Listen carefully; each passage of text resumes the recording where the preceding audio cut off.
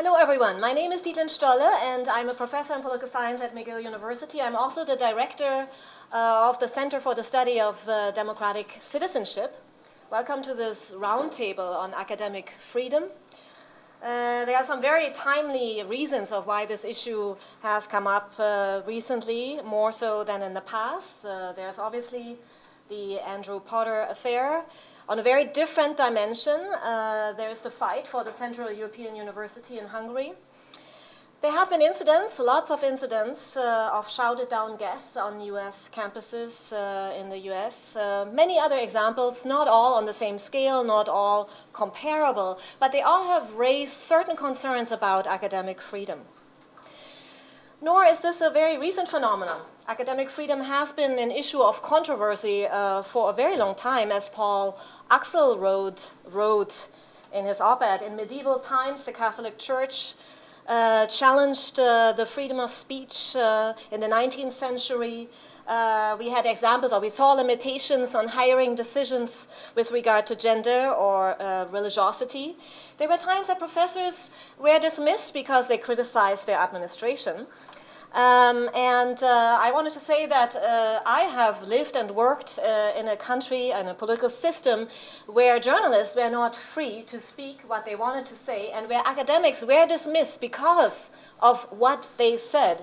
So this issue is of great importance to me personally, but more importantly, it is of great relevance for all of us academics. And so the Center for the Study of Democratic Citizenship, together with the research group of constitutional rights, organized this event today to address this urgent issue of academic freedom from a variety of angles and from a variety of viewpoints, really. So we really like to take a step back. We don't like to finger point. We don't necessarily want to accuse anyone. We want to talk about this issue intelligently and in a deliberative way. We don't want to talk about the Potter affair per se, but we want to talk about the issue of academic freedom more generally. And this is because we as academics are always challenged and urged and encouraged right now to be more in the public spotlight, to take positions in public. But are we prepared for this? Are our protections, our rules prepared for this? And so this is the question we like to ask. And we invited 4 professors from 4 different Quebec universities here. They will be introduced by our moderator. Our moderator is Leslie Seidle. Leslie Seidle, I'm very happy to welcome Leslie here. He is from the Institute for Research and Public Policy, where he is a research director in the program Canada's Changing Federal Community. And he is a public policy consultant, and he has been in charge of the research program over there on diversity, immigration, and integration. So welcome, Leslie, who will also introduce our guests. Thank you very much.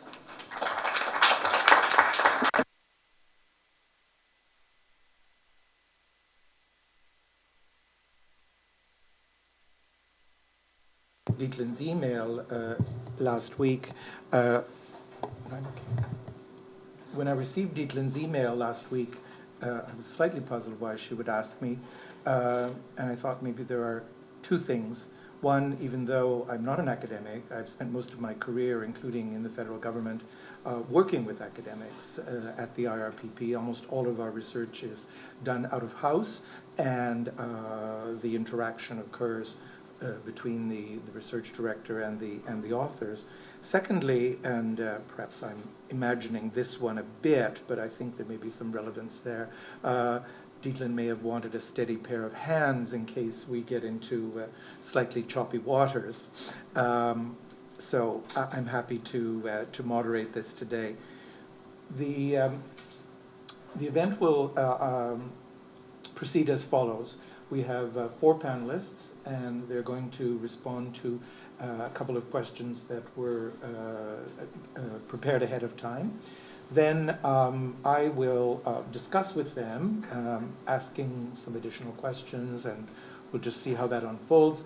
And then, ideally, by the remaining half hour, in other words, by 4 o'clock, we'll have exchange with the audience. So what I'm going to do now is just very briefly introduce the four panelists, and then they will speak in turn to the questions that they've been asked, which I'll read before they start responding.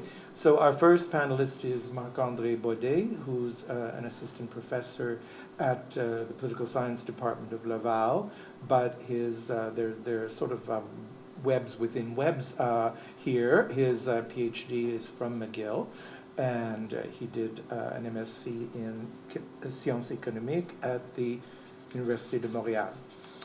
Next will be Allison Harell, and she is from UQAM, where she holds the chair in psychologie, politique de la solidarité sociale, political psychology of social solidarity. I think that's pretty close.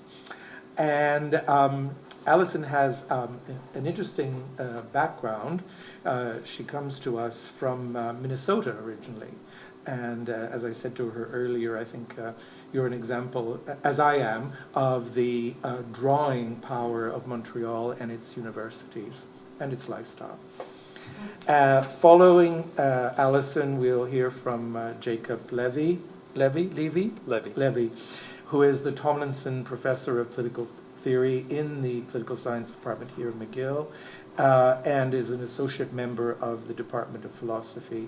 He has a PhD from Princeton and LLM from the University of Chicago Law School. And then finally, Éric Montpetit, who's a full professor at the Université de Montréal in the Political Science Department, and is one of the leading and most clear-sighted scholars of public policy in the country. So I think you'd agree with me that this is a very well-qualified panel to address these questions from different perspectives. So the questions that Dietlind sent to the panelists ahead of time are the following. Is academic freedom absolute? Is it an equivalent of freedom of speech? And each of the panelists has about 5 minutes. Those of you who don't know me, I do tend to read a watch fairly carefully. So off you go, Marc-André. Thank you very much. My position is probably not as popular as what others would say, but I would say that actually academic freedom is not absolute in our society in practice. Well, first of all, as a graduate student, their choice of training or topics are constrained by things that are in demand in the market. And then when finally you manage to get a position, you have to sell yourself using certain topics instead of others. For research money, for grants, for publication, then again, you not necessarily work on what you want. Then there are the professional norms in our communities about what kind of work can be done, what kind of methods can be used. That's also constrained our freedom. And then our reputation in these larger networks plays a big role. On a kind of a larger, on a larger issue, there are things that cannot be said in the context of academic work. Hate speech, stereotypes are not accepted. Plagiarism is not accepted. Malpractices is also an issue. So in a sense, we are constrained by these rules, but also by our participation into these larger infrastructure that are somewhere in the middle between the public space and academia per se.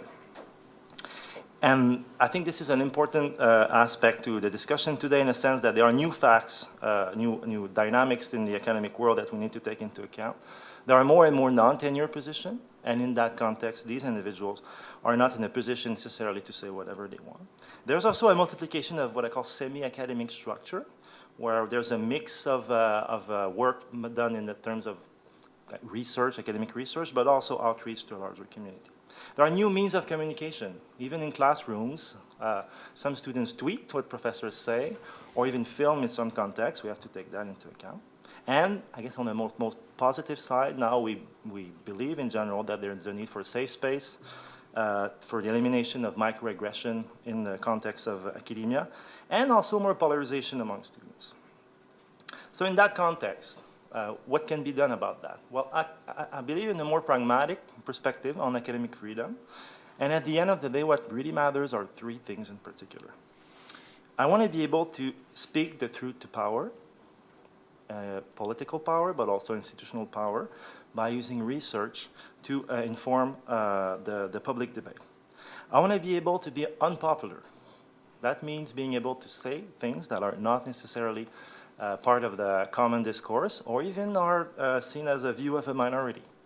I want to be protected from any punishment from that behavior. I also want to be able to fail in my research.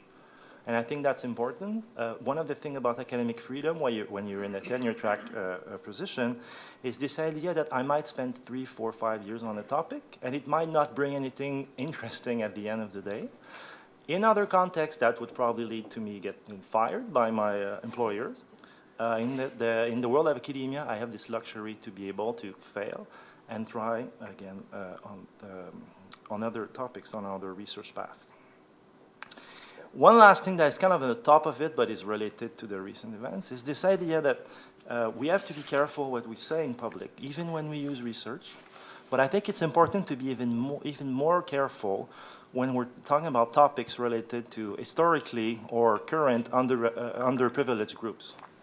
Okay, this is true for those who work on First Nations, immigrants, sexual minorities, or even, at least in an historical perspective, French-speaking Quebecers. So in that sense, I believe that, and this might actually be kind of, in addition to academic freedom, these kind of concerns, but I think as part of a larger public debate, it is important to keep in mind that as individuals, we have to be careful and ethical in our use of the public space. Thank you. Thank you, Marc-André.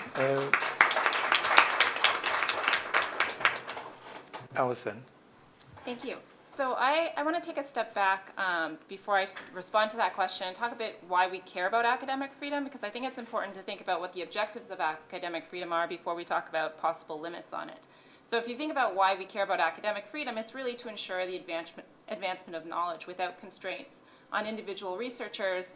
Historically, that might be political or religious. In current day, they can be all sorts of things. But what we care about is that people can ask challenging questions and that they can engage in debates that might not be popular, that they can ask questions that really call into question things that we think we already know. And so academic freedom is really there in order to ensure that we're not in silos asking similar questions as everyone else, because the critical nature of it, of the advancement of knowledge, is really important there.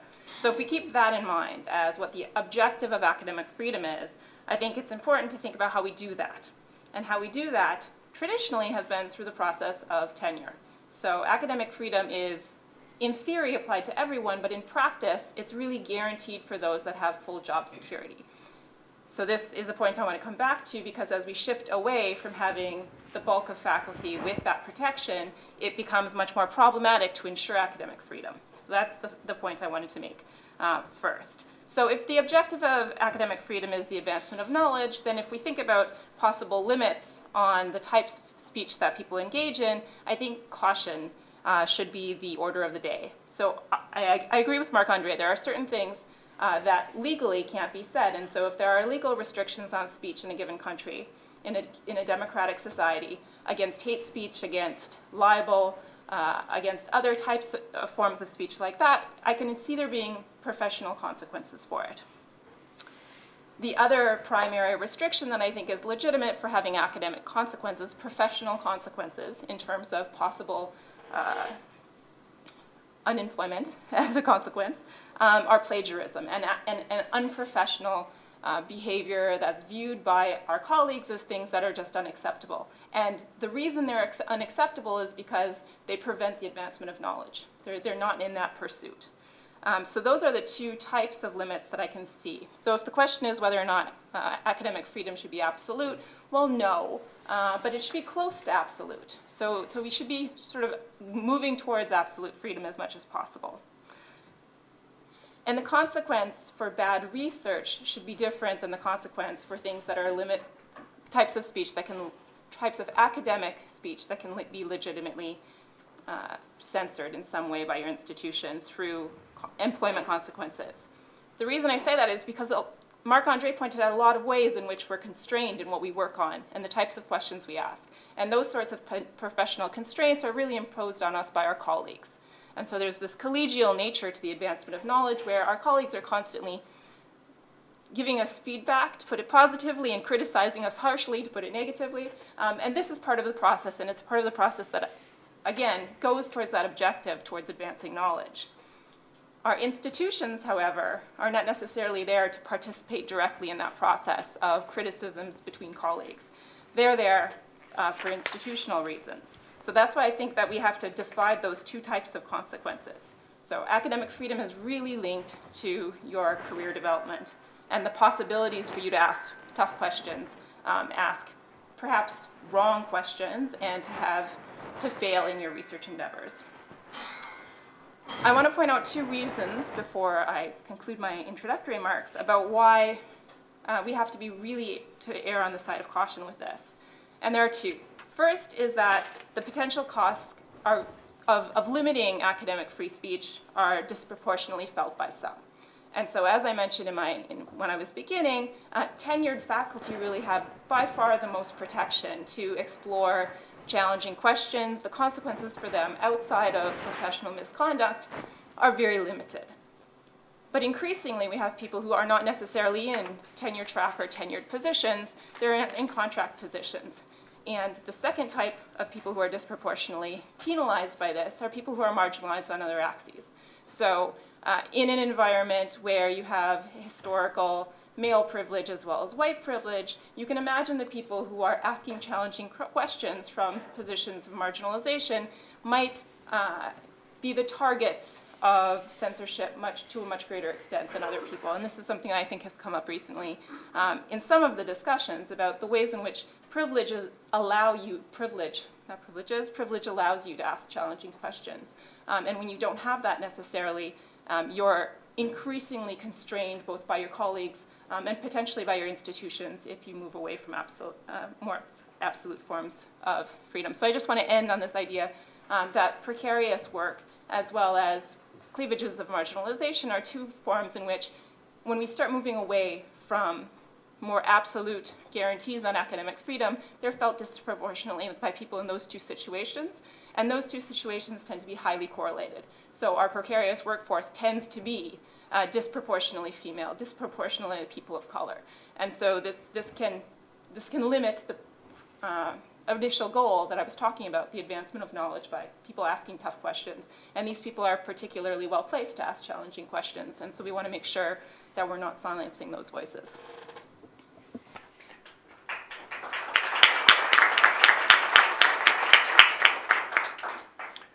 Thank you, Allison. Jacob. Academic freedom is a set of procedural and jurisdictional rules. And procedural and jurisdictional rules exclude content-based intrusion. For the principle, the side that gets 51% of the votes carries the election.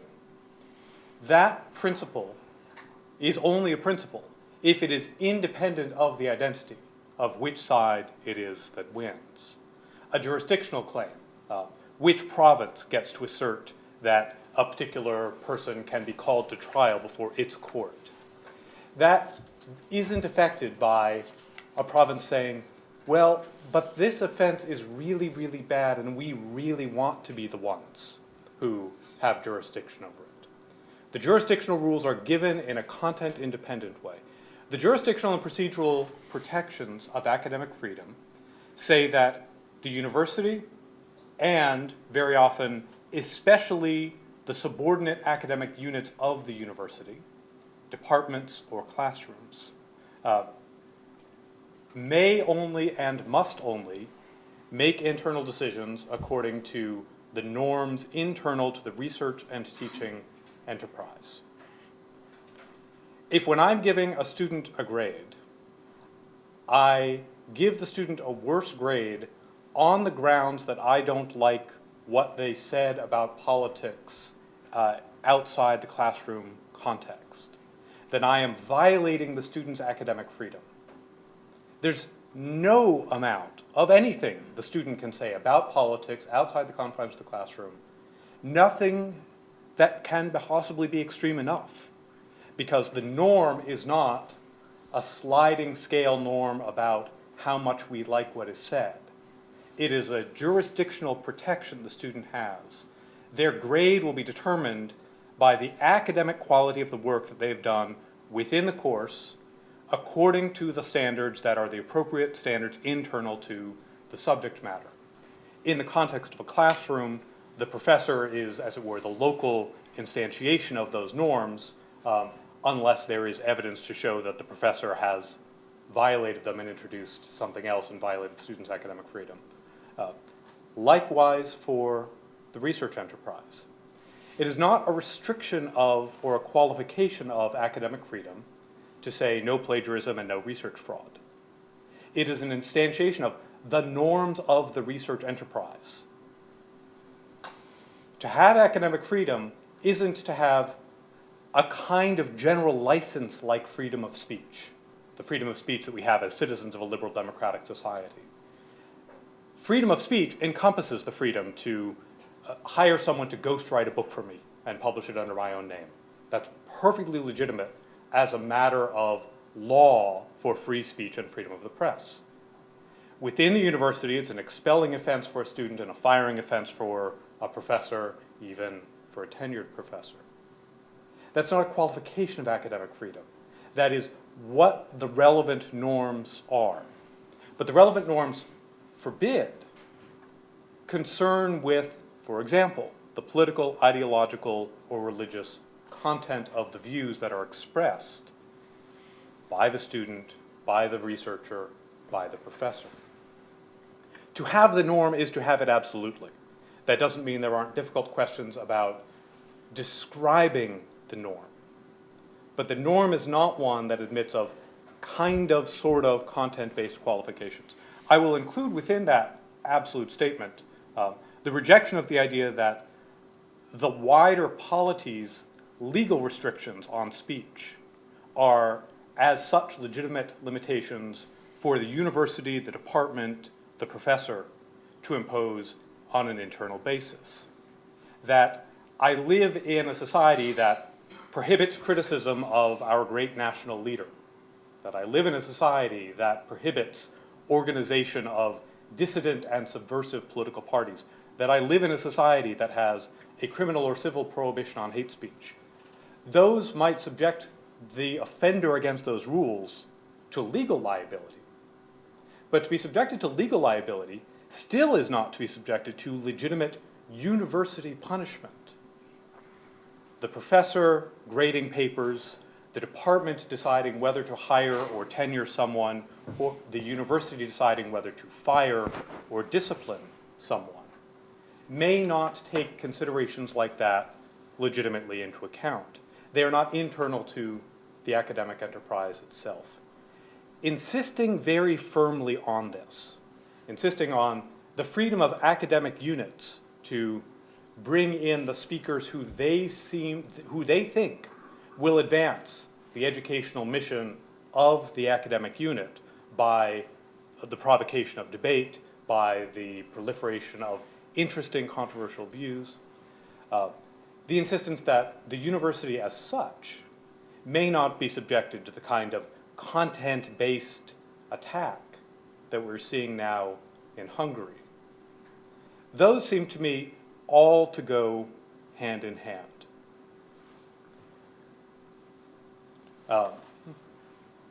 There, that ends.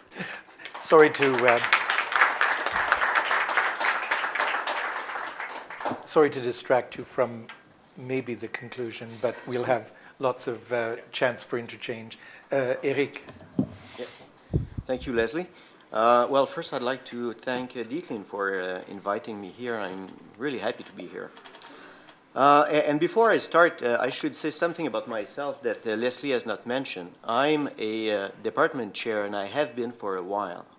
And it's important for what I'm about to say. Some of you might, after this, might think that I've been a department chair for way too long.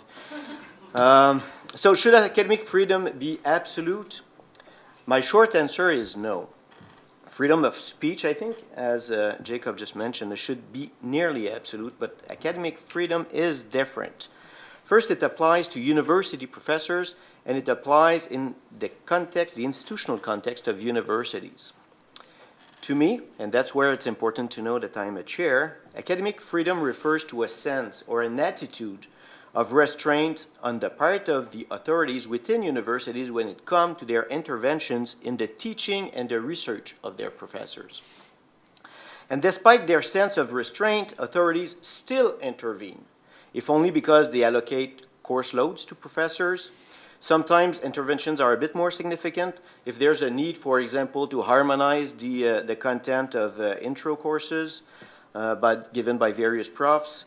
And they also intervene in research when, for instance, they decide on research priorities within their institution for the allocation of research chairs, for instance, or even some research funding. Now, to be sure, these are light intervention, but they are intervention nonetheless. I guess that the most important question is, can these interventions be a bit heavier? And again, my answer would be yes. That being said, I really prefer self-regulation when it comes to academic freedom, and by far. But still, I am not prepared to rule out all forms of heavier intervention, and here's why. Because academic freedom can be in tension with the preservation of the credibility of universities as knowledge institutions. That's the main argument I want to make here. I mean, again, academic freedom can be in tension with the preservation of the credibility of universities as knowledge institutions. While I think that professors have a fundamental role in preserving this credibility, I believe that the university administration should also keep an eye on the credibility of their institutions, even if it means heavier encroachments on academic freedoms once in a while. Let me give you extreme illustrations of this.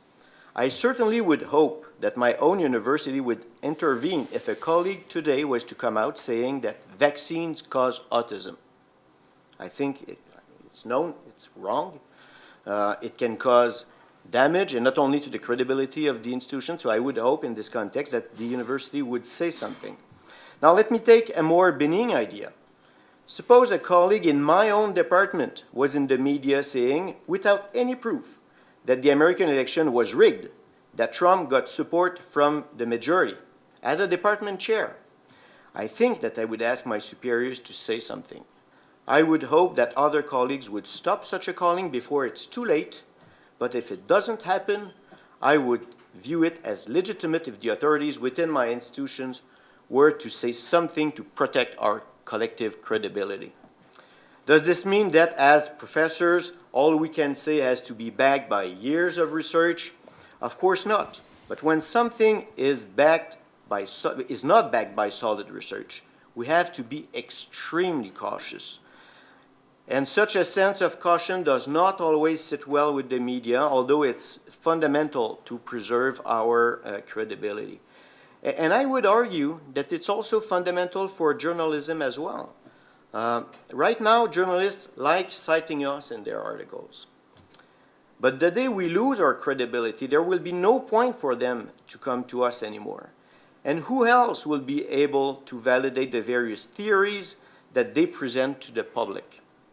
If journalists are serious about truth, they should accept our prudence as well as our reluctance to speak about topics for which we have no particular expertise. I know that this model does not work equally well in all scholarly disciplines, notably in those disciplines where empirical observations is not a preferred way of conducting research. In all disciplines, however, the production of knowledge is a collective enterprise.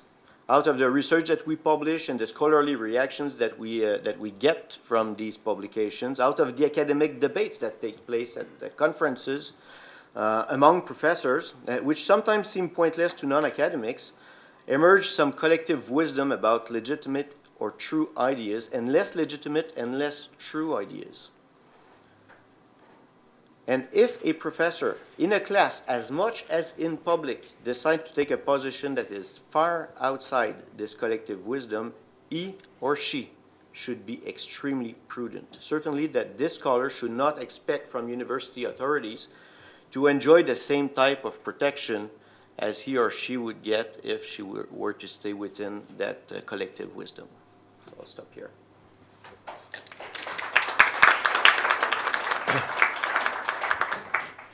Well, thank you all. 5 minutes ago or so, I thought I would draw a spectrum and position each panelist on the degree of absoluteness that they advocate. I think that would be unfair. You were listening to them. You can place them on a spectrum yourself if you think there's any value in that. We did hear differing views, including one intervention that went quite close to endorsing the absolute freedom, but obviously in the context of the society and its laws, such as libel and hate speech and so on. And our first panelist perhaps had more reservations, although our last one did as well. Anyway, enough of that. What I'm going to do is now shift us towards what is in some ways at the nub of all of this, which is the nature of the interventions that members of universities make, often using their research, but not necessarily. And the interventions are of various sorts: op-eds, blogs, interviews, the talking head syndrome. We've all done this. Sometimes the questions, like at Radio-Canada, are excellent, and the researchers have done their field work and so on. Sometimes, I won't give the opposite example because that would be disingenuous, but another television network, sometimes the degree of preparation is not so great, and you don't have a clue ahead of time of what they're going to ask you, and it doesn't always turn out in a very good way. But one thing we can say is that many of our colleagues, and I mean we do this at the Institute for Research on Public Policy too. When I was there for the first time in the 1990s, we didn't even have a communications officer. We now have 3 people working full-time on various aspects of communication. We've just hired someone as a web and social media specialist. That's going to be her full-time job.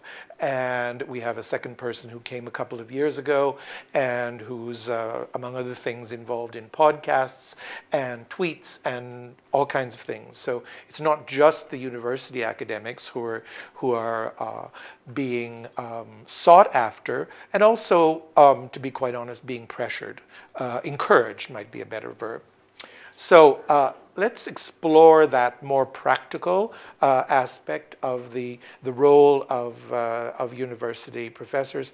I just put a parenthesis here, though, because Marc-André made a very good point that I think we shouldn't lose track of, which is that the composition of people in universities who are likely to be in the public eye has been changing. As you mentioned, more non-tenured positions, and also more people who are in, I think you used the term, semi-academic positions.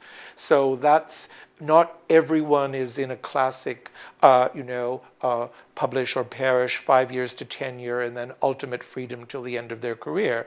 That is a model that is still very much alive, and I hope it remains so, but not everybody is following in exactly that path. So here are the questions. We're going to talk about the intellectual role of public contributions by faculty members.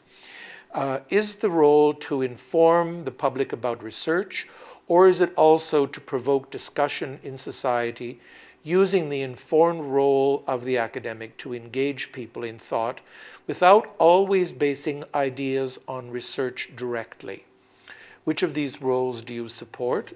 If you don't feel comfortable making a binary choice, you can answer my questions another way. So I don't know who wants to start. We don't need to go in the same order. You don't all need to answer this one. There might be a more interesting question coming. It might actually be duller though, so you might want to get in now. Okay, go ahead, Marc-André. Well, the first thing is when it comes to knowledge, there is normative research and there is positive research. Normative researchers are looking for what's right and what's wrong, while positive researchers are looking for what's right, what's true and what's false. And in that sense, I'm more of a positive researcher, but I believe that those doing more normative work should play a role in society. This is what, for example, in philosophy, people, they think about important topics and they should give their opinion about things. But when it comes to researchers who are more into empirical work, I think we should be extremely careful to share our opinions about that. And in that sense, I think that if, as a member of academia, I want to change the world or improve the world around me, I think teaching and research is the way to do it. Op-eds are for other kinds of agents of change, and I don't think I'm one of them. I can provide arguments to those who are trying to make more normative or opinionated arguments, but I should not use my position and my legitimacy to push in one direction or the other. Thank you. Allison, you look as though you're So I just want to completely disagree. Good. So I'll jump in there. So I want to go back to Leslie's question, and then I'll take on Marc-André a little bit. I don't think the distinction between informing and provoking discussion are actually distinct things. I think good information about what's going on in the world can provoke an immense amount of discussion. So I wouldn't actually pose those two things as binary, which is why I also disagree with Marc-André. I think providing information or an empirically or normatively informed argument via a public platform, I don't see that as problematic at all. I think it's part of disseminating what we're doing. I think it's really hard to do well. And I think we can come back to doing it well is difficult, especially when we don't actually have any training in that sort of knowledge dissemination. But I don't think me writing an op-ed about something that's going on currently, if it's informed by my research, I don't see that as problematic at all. And my opinion is obviously going to go through that, because I don't think positive research is actually neutral normatively. I would agree with this last point, actually. I mean, I think that research can be really, the results of research can be provocative, but for sure they have normative implications, and I think that it's also our role to discuss these normative implications, that there's no doubt about it. You mentioned something about informing the public about research. It happens two ways, really. Like, the first way is, or it could happen two ways. Like, first, journalist calls in and say, well, you know, we have this political party saying this thing, is it true, is it not true? And then we can say, well, based on the literature, based on research that have been done, it is true or it's not true. So this is kind of the most common way that we talk about research in the media. The other way, less I guess, common, is when a journalist calls you and say, well, you've published this great research, can you tell us more about it? And that, I mean, I think it's too bad it doesn't happen often enough. But this is the two ways that I see. And then there's a third way with which I kind of have questions about, and it's like some people call this like playing the public intellectual. I mean, many years ago, I guess I wasn't even born, like journalists were content with transmitting knowledge to the public or transmitting information. So, and so that journalism was about that, newspapers were about that, basically. It's no longer the case. Today, I mean, a lot of the space within the media is devoted to columnists of all kinds. And they are today's public intellectuals. And I really don't see, and sometimes I have trouble seeing how our university professors can do better than they do. I mean, if it's just basically saying our opinion. I mean, again, if the journalist calls you saying, well, you've done this terrific research on something, tell me more about it, it is somehow playing the public intellectual as well. But if every week you're in the media giving your opinion on something different, I mean, I don't see how university professors are trained to do it better than a columnist, frankly. So I think we should. Jacob, did you want to come in on this one? Please. Go ahead. I think we want to distinguish pretty sharply here between questions of academic freedom with respect to extramural speech and questions of responsible behavior. The traditional view, and it's going to be hard, I think, for some people to believe this, but the traditional view was that acting as a public intellectual, engaging in extramural speech, was something slightly disreputable for academics to do. It was kind of embarrassing. You might do it in the privacy of your own home, but your colleagues weren't expected to treat you very seriously about it. The academic freedom rule about it was that the content of extramural speech was entirely irrelevant to internal university decision-making. Your op-eds, your columns, if you went in for that kind of thing, They couldn't be used to give you a grade penalty. They couldn't be used to refuse to grant you your PhD. They couldn't be used to refuse someone tenure, and they couldn't be used to discipline or fire someone after they've been hired. Because, as it were, that was entirely outside the university enterprise. It's your weird little hobby. And this was true even when, for example, when I was growing up, I read alternating biweekly columns in Newsweek by Milton Friedman and Robert Samuelson, a right-wing market economist and a left-wing Keynesian economist. And Newsweek thought that it was productive with respect to its readers' knowledge to have trained economists who had a broad framework into which they could fit information about new events of the day. They were, as it were, giving their opinions, but the thought was that their opinions, by virtue of being informed by everything else that they know, were worth something. They were worth something in public discourse. So there was a great deal of public prominence to some of these. Those columns were extremely widely read in the US when I was a kid. But the public prominence of them didn't mean that the university press office was sending them out there. It was their weird little hobby. The fact that in the last really 10 years, maybe 15, universities have adopted a very different stance toward this kind of thing seems to me generally for the good. Because it very often is the case that academics have a base of knowledge that allows them to contextualize and make sense of new information. Doesn't mean they've done research of a peer-reviewed quality on the new situation. It means that they have a base of knowledge to build from. And universities have gradually discovered that it is to their advantage for professors to speak from that base of knowledge in a way that doesn't rely on genuinely new peer-reviewable research contributions, but that does build on what they have at their disposal. I think that's generally for the good. I think it's generally good for the quality of public debate, and in particular in the age of the internet proliferation of media outlets, given how many terrible sources of information there are. I don't think we would want to culturally discourage the influx of something that's somewhat better. But when universities now take an interest in our extramural communications, that can't suddenly have the consequence that our extramural communications are less free than they were when the universities ignored it. If it is good from the university's perspective that we do this kind of thing, then we should be happy to have the university's support. But we aren't, as it were, selling our pen in exchange for the university promotion.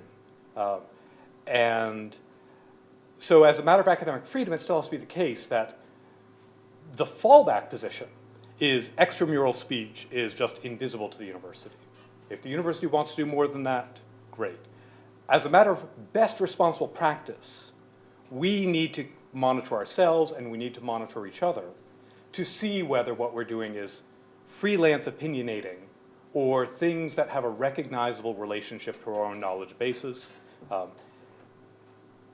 In general, there is, I think, the emergence of a genuinely self-regulatory civil sphere as academics engage each other in public, including challenging each other on the question of whether a particular intervention is relevantly supported by the literature, is relevantly within a speaker's area of expertise. We should do that. We should do more of it. That's not the same thing as saying extramural speech that stretches beyond someone's core area of expertise, therefore becomes an admissible ground for intra-university reprisals. Thank you. Marc André wants to come in, and then I'm going to move to another question. Let's talk about economists for a second, since you brought the topic. I used to have the dream of becoming an economist, and it didn't happen, so maybe it's out of bitterness. I'm going to say what I'm going to say, but still.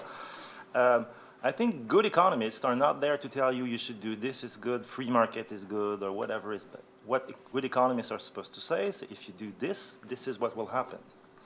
Okay, and this is a completely different prescription as someone in academia. I think same thing in political science. We should be very careful. I work on electoral politics. I'm not there to say to people to vote for one party or the other. I'm not even there to tell them, well, you should pick that electoral system or the other. I'm there to tell them this is what we know. If we take this decision, this is what will happen. And then we should let, in the public sphere, people making decisions based on their values and their preferences. We should inform their decision. And I think using a title as a university professor to be kind of part of a kind of elite on all kinds of topics is a big mistake, because on a lot of things, the only source of information I have are the media. And sometimes I hear colleagues on TV or radio talking about Syria or United States, and I'm like, they read the New York Times. Why are they on TV to talk about what they read on the New York Times? It is a problem. I know it's easy to fall into this circus of being everywhere and sharing my opinions about all kinds of things, but I think it is a mistake. We should stick to what we know, and we should inform the debate instead of trying to push people one side or the other. Thank you. Jacob has developed an interesting distinction between extramural and intramural or intra-university academic freedom. So I'll ask you then a question. I think Jacob has answered it pretty well, but should universities protect both of those roles to the same degree? The outside university, increasingly through these public interventions and so on, and the inside university, obviously mostly through publication, through the traditional channels of learned journals and peer-reviewed edited books and so on, and obviously single author books. Can I? Sure.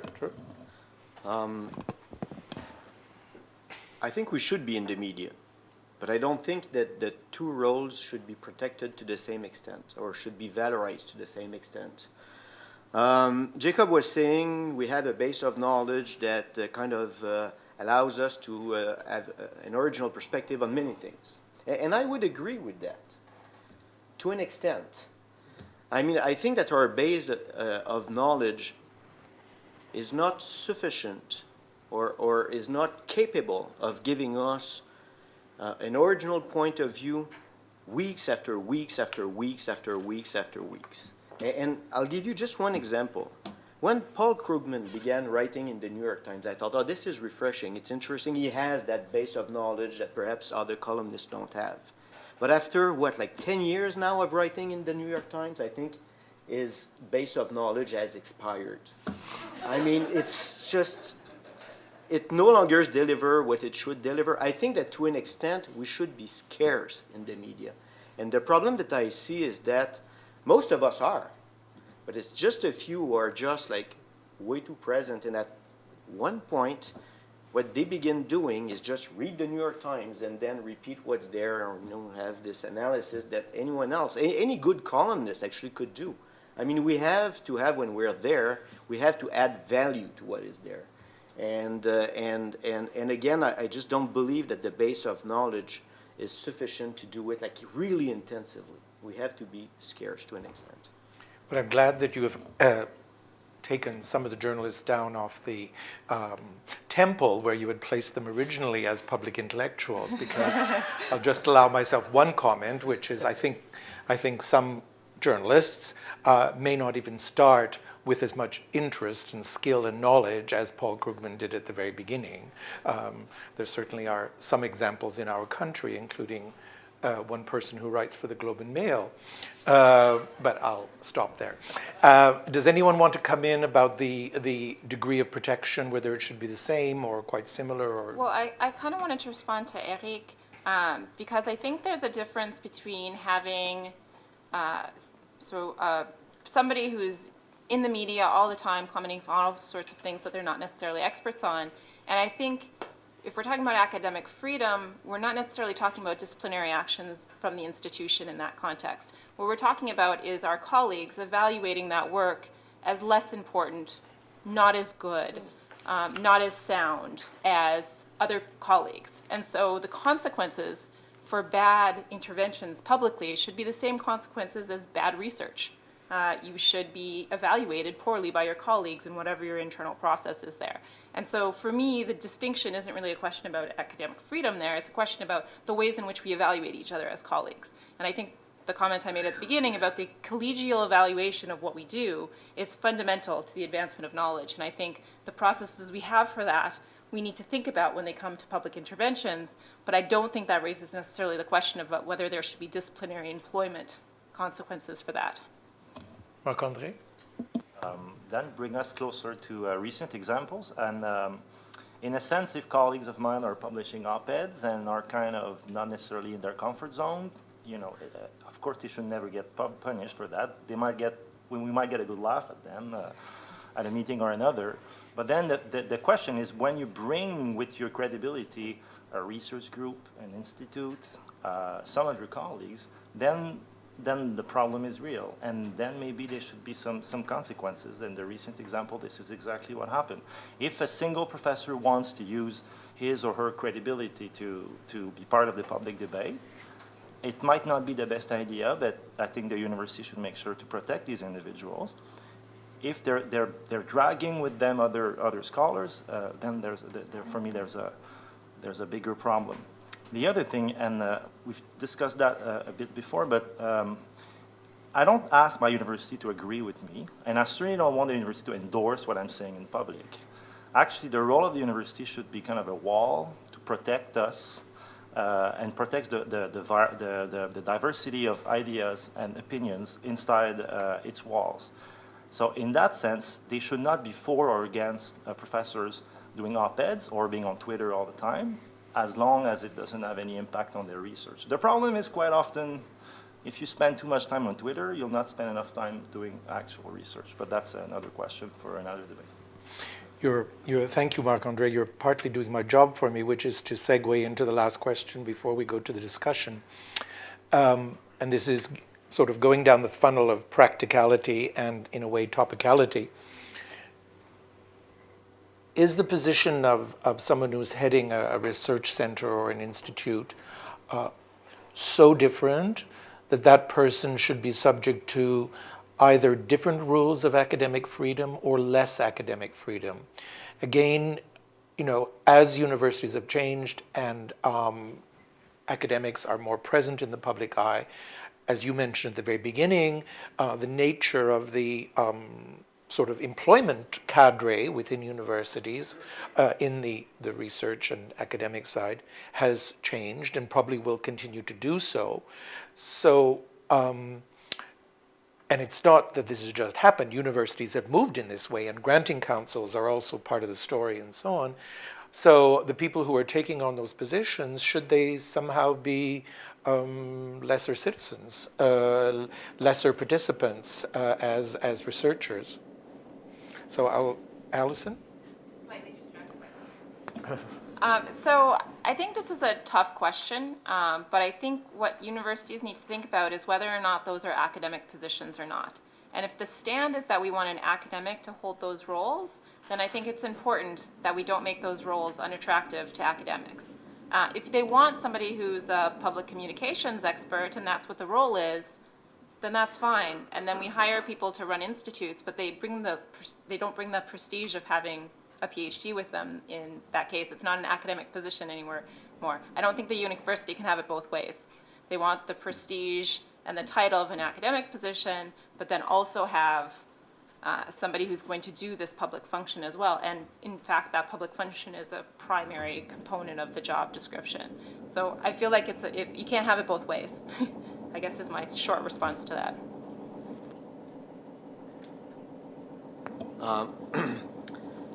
I guess it will vary, like whether someone has or enjoyed the same academic freedom as a professor or as a director of a research institute or center will vary from university to university and even perhaps within the same university. Like in my capacity as department chair, I would never sign an op-ed as a department chair without getting the authorization from above, because in my university, I'm appointed from the dean. And I'm no longer unionized. It's very clear that as far as that job is concerned, I don't enjoy the same academic freedom as I do as a professor, but as a chair, I also remain professor, and therefore I am, free, and I can count on the protection of my academic freedom for anything that I sign as a professor. And again, like some research centers are just like my department, it's the dean that appoints. Some others, it's the colleagues that decide, and maybe that it's a little bit different there. But I think that this will vary a lot from institution to institution. Just if I can add something, also for a lot of these positions, there's a board of administrators. There are people who are appointed to make sure everything goes according to the plan, or even there's a scientific committee. And these cases are also quite different from a typical research group where it's just colleagues all together. So it could be the university should be could in some cases be responsible of what's going on. Let's say the dean decides if the chair stays or not. But then you can have a board whose job is to make sure the plan, the values, the charter of a given organization is maintained. And then the question is it a good idea to get non-tenure professors who run institutes or research groups? Well, that put them in a very difficult situation, that's for sure. I think, too, if I may offer just a small comment, there's we've talked a bit about some of the informal ways in which quality and accuracy and so on can be controlled or disciplined by colleagues and by the kind of exposure. I think, too, that there is a difference between writing a personal blog and writing something for a media organization. It seems to me that a media organization does have some responsibility for quality control, and that may not be exercised as fully as it once did, because media organizations, particularly newspapers, print media, are stretched. I mean, it's surprising that we have as many newspapers as we still have in this country, although in some cases it doesn't seem to make any sense to even pick them up. I read the Globe and Mail online, and every once in a while when I'm getting on Air Canada, there's a few of them sitting on a rack, and I pick one up just to see what it looks like, and I realize that I should stop doing it because it's just so disappointing. Anyway, we're now going to turn to the... Oh, you wanted to come in, Jacob? Go ahead, sure. Allison, I think, is very right about needing to make sure that we have protections in place that still make service in academic tasks attractive to faculty members. Insofar as we think that universities are faculty-governed institutions, and faculty governance is an animating principle, sometimes honored in the breach, but still very often treated as a central value of universities. Insofar as universities are faculty governed, to take part in governance can't mean that you cease to be faculty.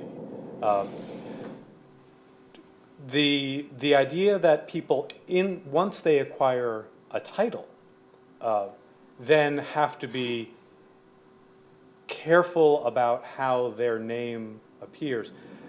This, I worry, is something that is kind of crystallizing as a conventional wisdom around here over the last couple of weeks in a way that does not reflect standard practice when academics interact with the media. So Jeffrey Sachs is the head of the Earth Institute at Columbia University. Many, many dozens of faculty are members of the Earth Institute. Jeffrey Sachs signs every op-ed that he writes. Jeffrey Sachs is director of the Earth Institute at Columbia University. I would almost guarantee, first, that those op-eds are not vetted either by colleagues or by superiors. Second, that if he raised the question with his superiors, should I be doing this? Their answer would be, of course. You are our advertising face. As I said before, if universities want to actively encourage this public participation, then they can't turn around and say, but by the way, you are now speaking for the university or speaking for your institute in a way that implicates your colleagues. The background norm is, no, however you've identified a person, and the newspaper wants to identify you by your highest title because that makes it look like they have a more prestigious contribution. However you're identified as a scholar making a public contribution, you speak for yourself.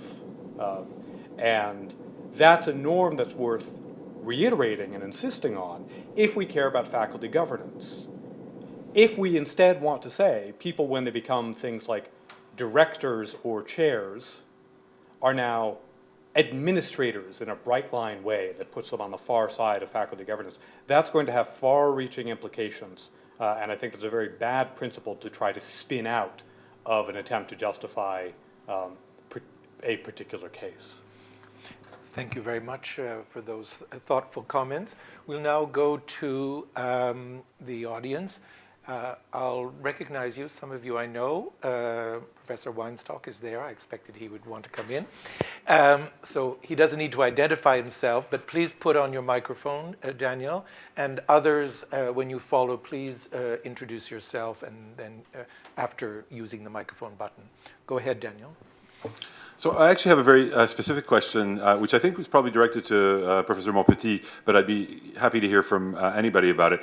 Professor Montpetit raised a very real concern, which is that certain ways of acting within academia could, as it were, dilapidate our capital, make our currency less valuable than it might be. But I wonder. So you presented in your brief talk 2 ways in which we can ward this off. One is through self-policing. Somebody says something stupid. I mean, the 2 examples that you gave, somebody talking about vaccines causing autism, and the other one about the rigged election. You know academics as well as I do. Within minutes of an article to those effects being published, there would be scores of academics showing, sometimes politely, sometimes not politely, how this person has gone wrong.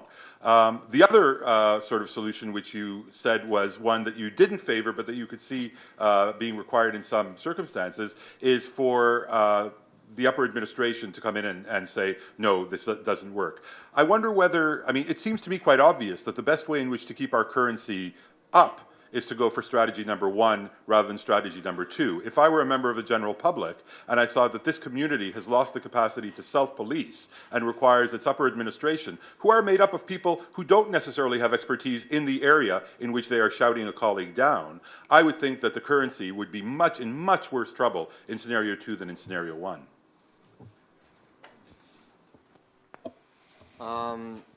I think that most of the public would see in scenario 1 professors disagreeing among themselves, and therefore, there's no there's no position that is true in this debate. It's just again, professors disagreeing among themselves. I think that if there's an institutional voice that intervene in the debate, I think that it would give more weight to one scenario, and that's what we want here, I think, to preserve our currency. That's what I would say. Again, the way that the administration, I wouldn't want to be caught into a situation like that myself, to be honest. But I think that the way that the university could intervene would have to be thought through. It would have to be extremely careful. It would have to be some kind of a statement that is made somehow. But it becomes some kind of a communication exercise. I'm not talking about penalizing this person in any way, firing this person or putting a note in his dossier. But I think that, I would I think, to see university administrators saying, well, we have to do something to preserve the credibility of this institution. And again, I think that they should, again, intervene carefully. Marc-André? Let's imagine you break your leg and you show up at the hospital and the doctor, who's a specialist on this issue, says, well, there's a cardiac surgeon who would like to give an opinion about that too. You would be like, why? What's the matter? Well, he likes to talk about different things and see all kinds of stuff. You would be surprised by this.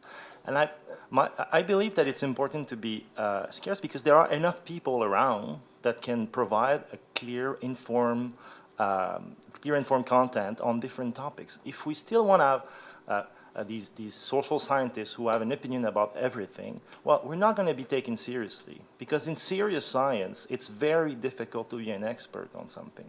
So in that sense, I believe that if everybody sticks to what they know with facts and with data and research, well, there's enough people around to make sure there's people available for the media all the time. The danger is if you always see these faces who are coming out with all kinds of ideas, sometimes false, and if we give space to too many of these members of the academia who say stuff that are sometimes ridiculous, well, at the end, we all lose our credibility. So in that sense, I think we have to be careful and be very specialized and careful when we enter the public debate. Sure, quickly. So I could imagine a cardiac specialist having a lot to say about a case of a broken leg. He might want, or she might want, to be able to weigh in on whether a person is able to sustain, given her cardiac condition, certain kinds of interventions rather than others. So, I mean, I think even working within the terms of your analogy, I can see all sorts of reasons for a cardiac specialist to come in. But I think actually the analogy speaks to a broader point, which I think you're making for me, which is that most questions that we have to face our academics are rather broad. If we just speak to them from within our own little silos, we will never say anything that is actually of any interest to people who are trying to figure out how to deal with a complex social issue that requires the intervention of various disciplines, and sometimes people who try in a good faith way to bring together the results of these different kind of disciplinary perspectives to show how they might be able to bear on a complex issue, sometimes more complex than breaking your leg. Okay, I'm going to take that as a comment and allow some other people to come in, including students. You have these sommités, as we say in French, in front of you, these leading authorities, but don't be cowed. The academic freedom, as Jacob reminded us quite clearly at the beginning, the academic freedom is also relevant to students. He made the point about it not being acceptable for students to be marked on interventions outside the classroom, and I thought that was an interesting complement to our discussion. So I'll go. I saw your hand just before. In the back, and then... Okay, so I'm Frederick Armstrong. I'm a PhD candidate in philosophy, and it just seems that in all of this there's a conflation, not a conflation, but a confusion between being wrong and making a mistake and having the right to hold controversial views. And it seems that in some cases, just being wrong should be sanctioned in ways that should be accepted by some kind of community internal to it and so on. But I'm not sure it's relevant to academic freedom. So in these situations when you're holding something, a view that is wrong in a particular sense, but it's not quite wrong insofar as you didn't follow the particular rules of your association, you shouldn't be sanctioned. But in other cases, when you write an op-ed that is just wrong by virtue of not having the facts straight, you should. I'm not sure how academic freedom sort of is relevant in thinking about sanctioning failure. Does anyone want to come in response to that? So I think there's 2 points there. I think deciding something's wrong is very difficult sometimes. And so using that as the basis on which we're going to sanction faculty members, I think is difficult because right and wrong and fact, especially among certain perspectives, are not really necessarily things that are easy to define or even worthy of definition. That's not the point of the exercise or even the academic exercise. And I totally forgot my second point, so I'll let Marc-André come in there and then I'll come back. That's not nice of you to just like throw all the attention toward it. Actually, I share a lot of your confusion in the sense that I've thought about this a lot, and I think we tend to blend together all kinds of different issues. The question of what to do with people who are simply wrong or using falsehoods in their work or when they talk in public. I think it's difficult because most of the time you can make the argument in one sense or the other, but I still believe there's a minimum level of accuracy, or we have standards of, we're supposed to be intelligent people to some extent. And to that extent, if someone crossed the line, well, we don't really know what to do because it's kind of new to have so much reaction after such an event, because 10 years ago, like a piece in a low-quality magazine would have just passed away after a few days. But now there's a whole world of social media and reaction after that. So I don't know what the solution is, but I do feel that in the public sphere, if I'm a member of a group, of a research group, and someone in my group says something in my name that is completely false, I would be extremely upset about that. Then what to do about it, it's difficult, but let's say it was the person who's the director or the chair of that group, I would ask tough questions, and I would also ask myself, does that person can still do the work he or she is doing right now? And if he or she cannot continue that way, well, I would probably push for a replacement. But if I can come in here, isn't there a risk of some disciplines being, in some senses, treated more harshly than others? If someone publishes an op-ed or goes on television and says that the average temperature is now 5 degrees lower than it was a decade ago, that person can be disproved. It won't take very long, or the example earlier that Trump actually received more votes than Hillary Clinton in the election.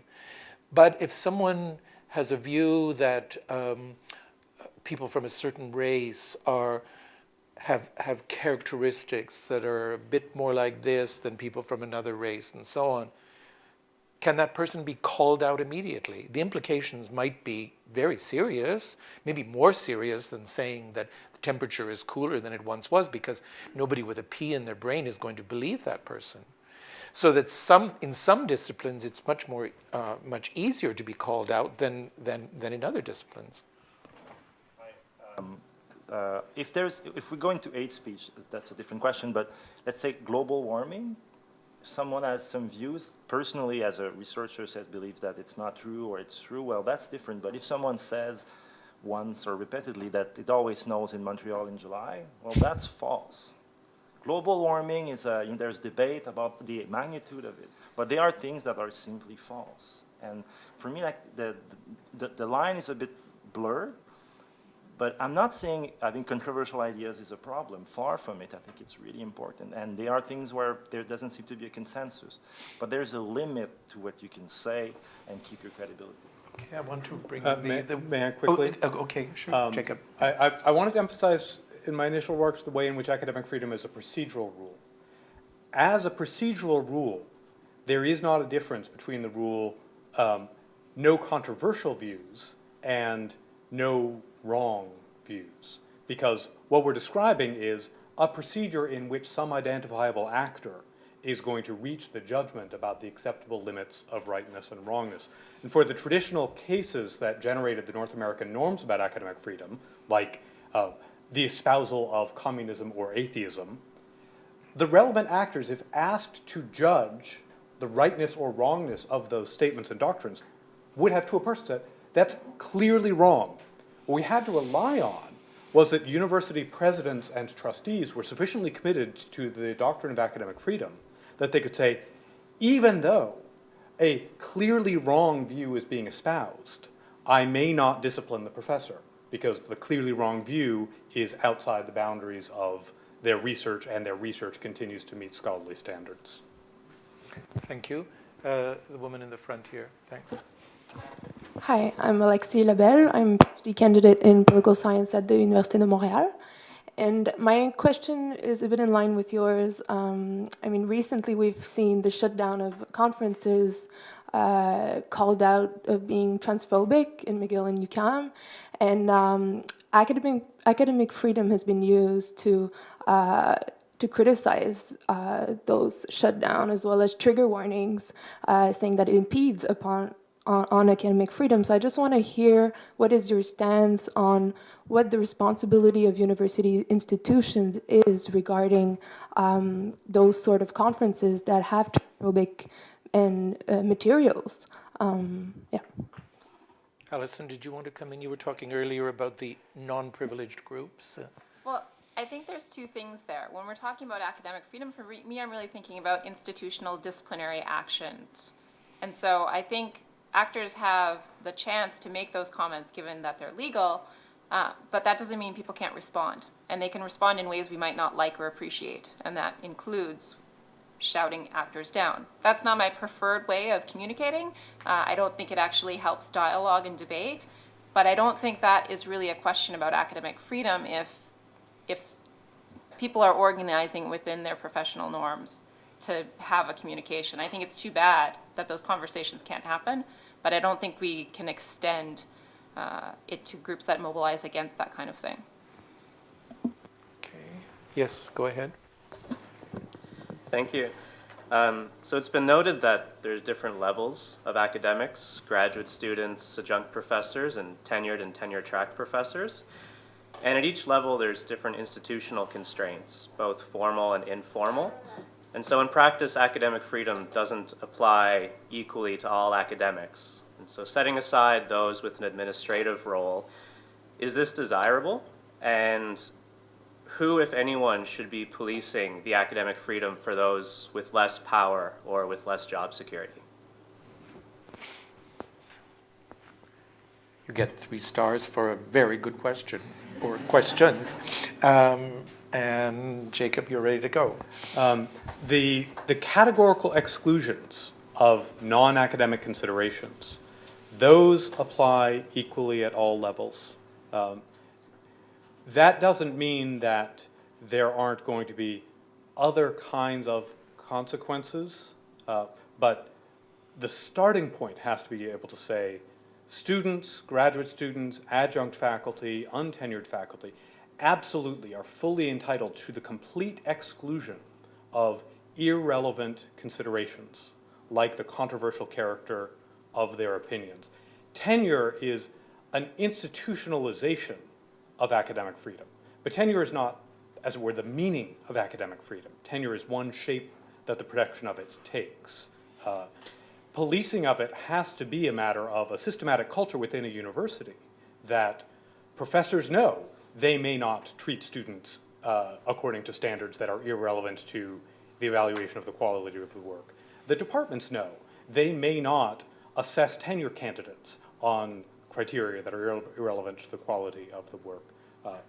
It will often be hard to prove a violation.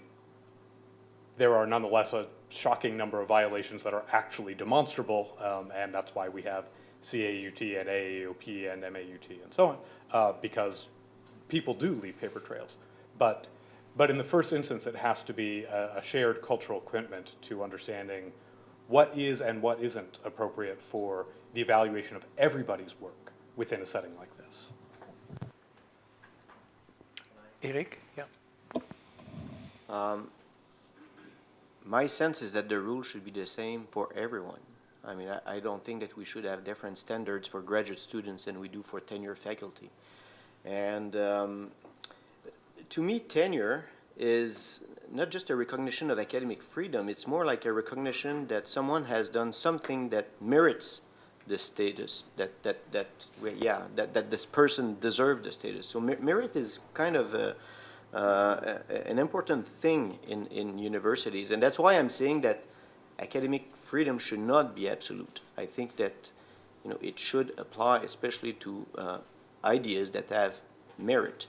Now, I have like a very broad, I want to reassure you here, like I have a very broad definition of what a meritorious idea is. And perhaps to come back to the question of Danielle, I mean, I'm just talking about like outrageous cases in which I think it would be legitimate for the administration to say something.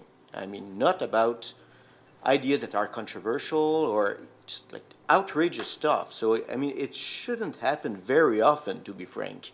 If it does, then it would be a little scary, I think. But again, I think it should be the same rule for everyone.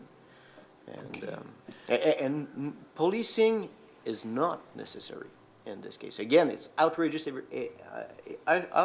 things on which university administration should intervene, and it should be kind of obvious when it happens. I'm just going to pass. Is that a hand up? Yeah, okay. Could you ask your question quickly? I want to leave 5 minutes for the panelists to give a few closing comments, observations. Sure, absolutely. My name is Angus Bertrand. I'm a PhD student here at McGill.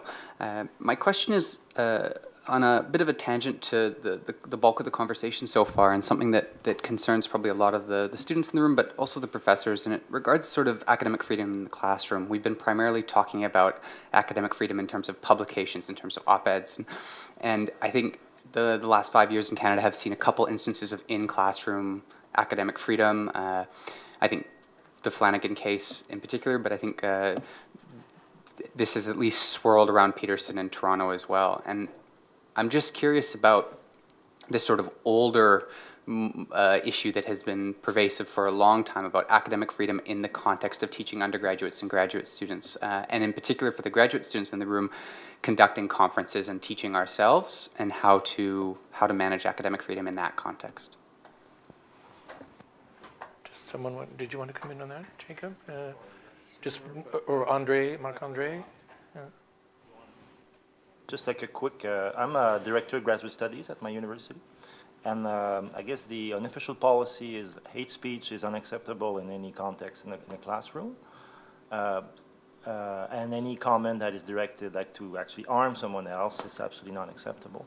But then the discussion can sometimes turn into topics that are difficult. If you teach about terrorism, for example, or gender, and things. So it is sometimes difficult to manage a class. But the hope is that as a department, you offer a culture where there's openness and there's dialogue. I think that's a good option. I know there is some pressure coming sometimes from graduate students to forbid discussions about certain topics. It happened in our department in the past. I think it's important to fight that, but to make sure at the same time that when students are in class, that they're comfortable with what's going on. It's a very difficult balance, but I think in that sense, you just need broad rules and a good department culture to avoid any trouble. This is what I would say. Yeah, quickly. I just think, and if you're thinking about it from being in the teaching role, I know there's debate among faculty about whether or not they should have their opinions expressed in the classroom or not, and I don't think that's something that we'll resolve here. But I think going into a classroom, what's important is you make sure everybody is comfortable trying to debate different ideas. And so creating an environment where the faculty, whether they've expressed an opinion or not on something, knows that counter opinions are welcome, granted that you bring up arguments and evidence, whatever the norms are in your environment. So if we're trying to create the culture Marc-André is talking about as somebody who's teaching in front of a classroom, I think that's the way you do it. You make sure that everybody comes to the table being able to bring something there. Okay, thank you. It's a bit rash of me to sum up, but I'm going to do a little bit of summing up. I think it's fair to say that our panelists have somewhat differing views about the meaning and the extent of academic freedom. I do, though, see a consensus on the question of who is free. There's no interest in drawing distinctions, putting people into classes simply because some have tenure or are on a tenure track and others are adjuncts and others are heading research centers and so on. I think people seem to be generally agreed on that. A point that Marc-André made that I sort of let you address it in your concluding remarks if you would be good enough to do so. He said at one point, perhaps what's important is that in their extramural interventions, academics and other people in universities should stick to what they know. Do you agree with that? And feel free to offer any other observations. Are we going to go last first? Yes, that's a good. Let's do it that way. So, Éric, go ahead. Yes, I think we should stick to what we know. Oops. Yeah. Is it done? Yeah, I think we should stick to what we know. I mean, again, it's the credibility of the institution. Again, I think that our intervention in the public especially, but it's also true, of course, in the classroom, is that we should add some value to what's already there. And if we don't stick to what we know, we're not adding anything, in my sense anyway. But perhaps that I'd like to come back to one point that Jacob has made, and it's about this idea that the distinction between an administrative position and professorship is kind of a new thing given current events, and that's not true. That's simply not true. I can give you instances of where it was very clear that issues on which the institutions, universities had a stake, where it was very clear that chairs and directors were not free to say just anything about the issue. I mean, there are several instances that exist and that dates back to a long time, and that does not apply only to McGill. Of course, if I was to write an op-ed on policymaking in France and submit this to my dean for authorization, the dean would say, what the hell are you doing? Like, why showing this to me? But then I guess the dean would also say, why did you sign as a chair? I mean, what's relevant here is your job as a researcher, as a professor. So sign as a professor and you won't have any problem. And that's exactly what I would do in a case like this. If we are researchers and we intervene as researchers and as professors, we should sign as professors. And if, you know, there's some kind of an institutional issue on which we want to intervene, we can, of course, sign as chair. But then we have to, you know, get some authorization. I think that would be just normal. Good point. I got to remember my alphabet here. It's Jacob's turn. Over and over again, I think we want to distinguish between the procedural and jurisdictional rules of academic freedom and norms of good practice.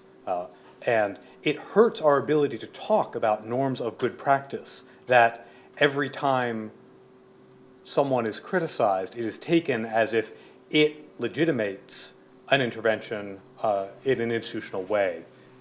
So with respect to the professor's academic freedom in the classroom, freedom of instruction, and professors do have academic freedom in the classroom as well as students. There are best practices. There's being a good teacher. There's being a respectful teacher. There's being a polite teacher. There's appropriately encouraging and cultivating an environment of discourse. And we care about those things, and we absolutely should care about those things. Those are different from the question of the institutional constraints. By and large, if a professor is teaching on the subject matter that is within the department's and the discipline's understanding of what there needs to be a class about, and they're teaching material that relevantly passes disciplinary muster, the professor has substantial self-governance over the content of lectures, the content of reading, and rightly so. With respect to op-eds and public interventions, best practice, good behavior, has a very clear attention to the responsible tether between one's area of scholarly expertise and how far out on a limb one goes. But we distinguish between that standard that we use to criticize and evaluate each other horizontally and our vertical accountability to and susceptibility to discipline and reprisal by the institution. And much the same is going to apply to choices of research topics as well. We can freelance, we can be casual, we can pick whatever idiosyncratic thing we want to chase down for years at a time, particularly the tenured among us. We can chase down very strange rabbit holes. And yet we have opinions about each other and we evaluate each other, and rightly so. But academic freedom protects the freedom to chase down funny rabbit holes for years at a time. Finally, inviting outside speakers. It seems to me that we have a massive conflation right now in both Canada and the US between the freedom of speakers to speak and responsible behavior about who is invited. Once a speaker is invited, they must be allowed to speak. Once they're on campus, that event must be able to go forward. Inviting units really need to break themselves of the habit of inviting people who are fun, interesting, firebrand controversialists, the purpose of whom is to invite protest and is to inflame passions. The purpose of having outside speakers on a university campus is to promote the educational mission of the university. It is not to grab headlines. And so we criticize each other. We criticize student clubs, we criticize other departments for their bad judgment in who it is they choose to invite, while still saying, once they have brought a guest to campus, the university has a responsibility to protect their ability to have the event that they have chosen go forward. Thank you for bringing that in. Allison.